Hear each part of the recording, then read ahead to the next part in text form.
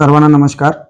काल संध्याकाळी पीडित आणि पीडितच्या आई कोरपना पोलीस स्टेशनमध्ये कंप्लेंट करायच्या आल्या होता. आणि ते सांगितलं होता की मे महिन्यामध्ये त्यांच्यावर काही अत्याचार झाला म्हणून. आणि आरोपी त्यांचा अध्यापक आहे.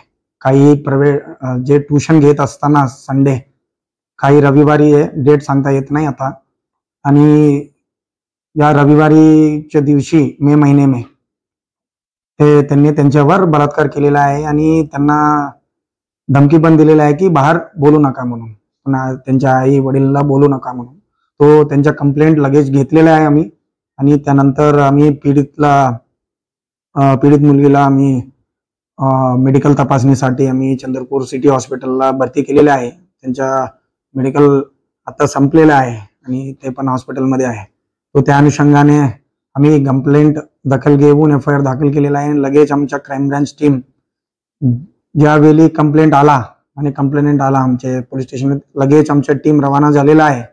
जे गोपनीय माहिती आणि तांत्रिक माहितीनुसार आम्ही रवाना केलेला आहे. आणि रात्री आम्ही अकोलामध्ये मेन आरोपी अमोल लोडे म्हणून अध्यापक आहे, त्यांना आम्ही ताब्यात घेतलेला आहे. आणि त्यांना आता आम्ही चंद्रपूरला घेऊन आला आणि तपास अधिकाऱ्याला ताब्यात दिलेला आहे. आम्ही अटक करून आणि पुढचा तपास सुरू करणार आहे.